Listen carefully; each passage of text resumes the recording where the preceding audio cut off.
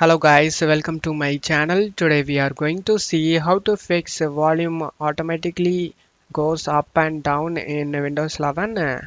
Let's fix it guys. The solution consists of 5 steps. First step, you just need to go to search menu and type sound settings.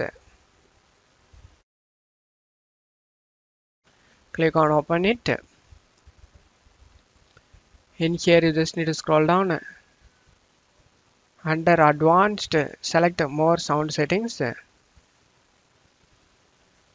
just need to double click on the speaker high definition audio device and now go to enhancements tab and check mark disable all enhancements and then select apply and OK.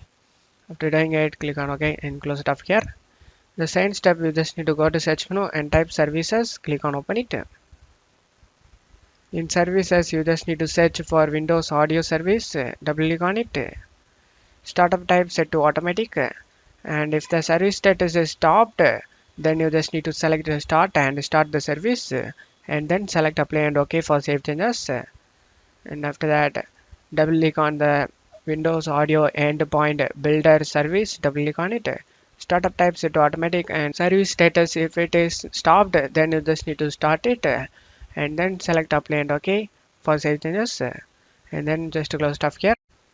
The third step, you just need to go to search menu and type device manager. Click on open it. Expand the sound and video and game controller. Right click on the high definition audio device and select update driver. Select search automatically for drivers. After getting update done, you just need to select search for updated drivers on Windows Update. Select check for updates, and if you have any pending updates listed out here, then you just need to update it and make your operating system up to date guys. After getting you are up to date, just close stuff here. The fourth step, you need to unplug the speaker cable and plug it back properly. And after doing that, let's move on to the fifth step guys. Fifth step, you just need to go to search menu and type troubleshoot settings. Click on open it.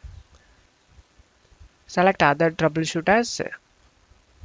Select audio troubleshoot to run. In here you just need to select yes. Did you hear the sound beep that just played? If you heard, then you just need to select yes and your problem fixed guys. And if you not heard, then you just need to select no and follow the on-screen instruction and your problem should be fixed guys.